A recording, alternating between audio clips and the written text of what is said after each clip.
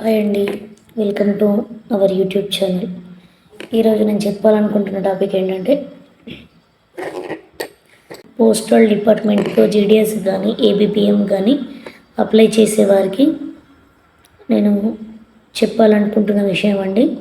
నేను సెల్ఫ్గా ఎక్స్పీరియన్స్ చేసిన మా ఫ్రెండ్ తోటి, అంటే తనకి నేనే అప్లై చేసిన. కాకపోతే ఏ విధంగా అప్లై చేసిన, దానివల్ల జాబ్ కోల్పోవాల్సి వచ్చింది. అంటే మన తప్పేం లేదండి, కాకపోతే రూల్స్ అనేవి చేంజ్. మనం అనుకున్న రూల్స్ వేరు, పోస్టల్ డిపార్ట్మెంట్ రూల్స్ వేరు అన్నమాట. అంటే ఇప్పుడు నేను చెప్పేది ఏంటంటే గ్రేడ్ పాయింట్స్ ఉన్నవారికి జాబ్ రావడం అనేది కష్టం. 2012 నుండి 2024 వరకు చదివిన విద్యార్థులు ఎవరైతే ఉన్నారో మన తెలంగాణలో, వారికి జాబ్ రావడం అనేది చాలా కష్టం అండి. ఎందుకంటే మనకి 10/10 పాయింట్స్ వచ్చినా కానీ అది 9.5 తోటే 95% అన్నమాట. అంటే డిపార్ట్మెంట్ రూల్ ప్రకారం 10 పాయింట్స్ని ఇంటూ 95 తోటి, 9.5 తోటి మల్టిప్లై చేస్తారన్నమాట. అంటే నీకు తెలుగులో 10 పాయింట్స్ వస్తే 95 అన్నమాట. అంటే ఎగ్జాంపుల్ ఏంటంటే 10కి 10 వచ్చినాయి అనుకోండి, టోటల్ యావరేజ్గా 10కి 10 వచ్చినా మీకు వచ్చినది అంటే 95% అన్నమాట. కాబట్టి ప్రతి ఒక్కరు దీన్ని గుర్తుంచుకొని, నాకు తెలిసి జాబ్ అప్లై చేయకపోవడమే బెటర్.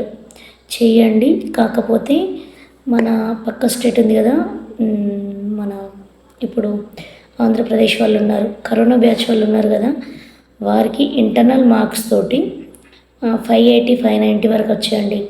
అంటే వాళ్ళ మార్క్స్నే తీసుకుంటారు. ఇప్పుడు మన వాళ్ళకి 10/10 వచ్చినా కానీ అవి ప్రతి దానిలో 5 మార్క్స్ తీసేయండి, 25 మార్క్స్ పోతాయి. అంటే 575 అన్నమాట. అంటే జాబ్ రావడం అనేది కష్టం తెలంగాణ వాళ్ళకి.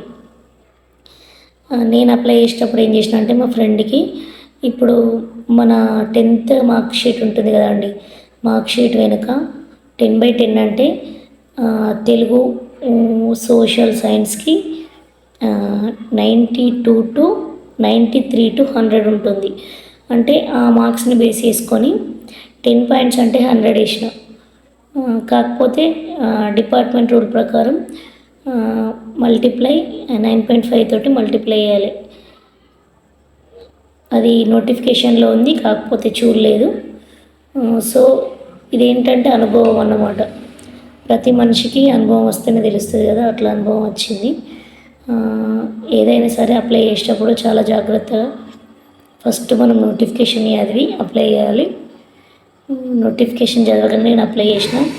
ఈ విషయం అనేది అక్కడికి వెళ్ళి డాక్యుమెంట్ వెరిఫికేషన్కి వెళ్ళే వరకు తెలియదు. నేను కూడా తనతో వెళ్ళిన. కాకపోతే ఏంటంటే ఇది చాలా తప్పు కదండి, ప్రభుత్వం పెట్టిన దానికి మనం ఏం చేయలేం కదా. కాకపోతే అది పర్మనెంట్ రూల్ కాదు. మోస్ట్లీ ఒక 4-5 ఇయర్స్ తర్వాత మళ్ళీ డిపార్ట్మెంట్ ఎగ్జామ్ రాస్తేనే మన జాబ్ అనేది పర్మనెంట్ అవుతుందట. కాకపోతే ఏజ్ ఇప్పటికే తనకి 29-28 ఏజ్ వరకు ఉంది. తనకి ఎక్స్పీరియన్స్ రావాలంటే 35-40 వరకు వస్తుంది. 40 వరకు వచ్చినా కానీ డిపార్ట్మెంట్ ఎగ్జామ్లో ఎవరికి ఎక్స్పీరియన్స్ ఎక్కువ ఉండి, ఎవరు ఎక్కువ అనుభవం ఉంటే వారినే తీసుకుంటారు.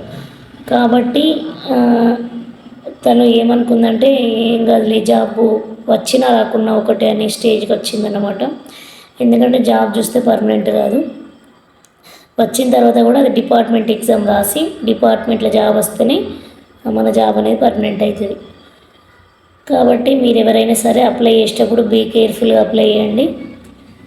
జాబ్ వచ్చిన వాళ్ళు పోగొట్టుకోండి. మోస్ట్లీ మన తెలంగాణ వాళ్ళకి ఒక ఇంకో 5-6 సంవత్సరాల దాకా జాబ్ రాదు.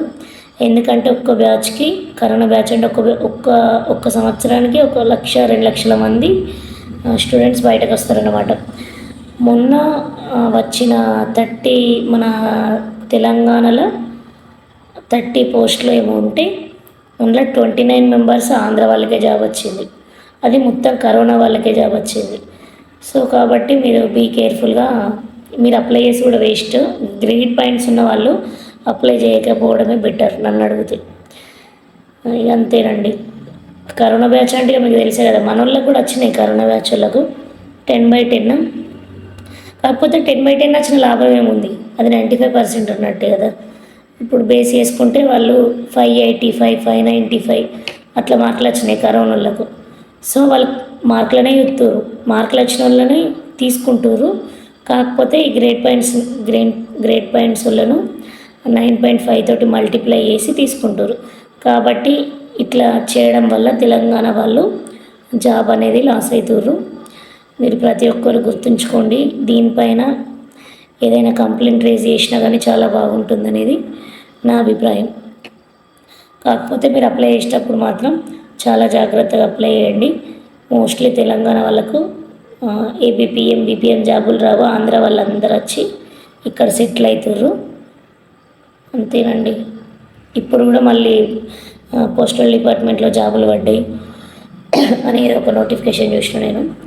నోటిఫికేషన్ చూసి అప్లై చేసినా కానీ మీరు ఈ విధంగా అప్లై చేయకండి. అంటే మీరు ఫస్టే 10 × 9.5 అని మల్టిప్లై చేసి 95 వేయండి. ఒకవేళ 8 వస్తే 8 పాయింట్స్ వస్తే 8 × 9.5 వేయండి. 9 వస్తే 9 × 9.5 వేయండి. అంటే 85, 86 వస్తాయి 9 పాయింట్స్ వచ్చిన వాళ్ళకి. కాకపోతే ఈ విధంగా జరగడం వల్ల మన తెలంగాణ వాళ్ళు జాబ్స్ లాస్ అవుతారు. సో ఎవరైనా సరే జాబ్ రావాలని ఎవరికి ఉండదు, మన స్టేట్ వాళ్ళు జాబ్స్ లాస్ అవుతారు. కాబట్టి నాకు చాలా బాధగా అనిపించింది. ఓకే అండి, ప్రతి ఒక్కరూ ఈ విషయాన్ని దృష్టిలో ఉంచుకొని ఖచ్చితంగా మీ అభిప్రాయాన్ని మాత్రం షేర్ చేయండి. ఈ విధంగా మీరు ఎవరైనా జాబ్ను కోల్పోయిన వాళ్ళు ఉంటే కూడా కామెంట్ సెక్షన్లో కామెంట్ చేయండి ప్లీజ్. ఓకేనా అండి. ఇంకా చెప్పాలంటే తను ఏదైనా కానీ అక్కడి వరకు వెళ్ళి రావడం అంటే మామూలు విషయం కాదు కదండి. అది డాక్యుమెంట్ వెరిఫికేషన్కి వెళ్ళే వరకు తెలియదు. అంటే 10 వచ్చిన వాళ్ళకి ఇంటూ 9.5 ఇస్తారని. సో అక్కడికి వెళ్ళిన తర్వాత ఆ వెరిఫికేషన్లో తీసి చూపిస్తే తెలిసింది. అంటే నేనేం చేసిన అంటే 10 పాయింట్స్ వస్తే 100 వేసిన, 9 పాయింట్స్ వస్తే 92 వరకు లాస్ట్ కదా, 92 వేసిన అనమాట. 8 వస్తే ఇట్లా 78 వస్తే 82 వరకు లాస్ట్ అనమాట. 82 వేసిన. అంటే 9 పాయింట్స్ వస్తే మ్యాథ్స్ అండ్ ఇంగ్లీష్కు 92 to 100 ఉంటుంది. బ్యాక్ సైడ్ మీరు చూడండి మన సర్టిఫికేట్స్లో. ఇక తెలుగు, సైన్స్, సోషల్లో మాత్రం 93 to 100 ఉంటుంది. ఖచ్చితంగా మీరు ఈ విషయాన్ని దృష్టిలో ఉంచుకోండి. ఈ వీడియో చూసిన తర్వాత ఎవరైనా గ్రేడ్ పాయింట్స్లో మార్క్స్ 10th క్లాస్లో వచ్చిన వాళ్ళు ఉంటే ఖచ్చితంగా సర్టిఫికేట్ చూసి సర్టిఫికేట్ను తీసి మీ సర్టిఫికేట్ వెనుకున్న దాన్ని మాత్రం చూడండి. 90 to 100 ఉంటే 10 పాయింట్స్, 93 to 100 ఉంటే 10 పాయింట్స్ అని మెన్షన్ చేసి ఉంటుంది. కాకపోతే డిపార్ట్మెంట్ రూల్ ప్రకారం మాత్రం 9.5 × 10 చేయాలి, 9.5 × 8 చేయాలి, 9.5 × 7 చేయాలి. Please like, share and subscribe my channel. Please ఖచ్చితంగా వీడియోస్ వాచ్ చేయండి, సబ్స్క్రైబ్ చేయండి. Thank you.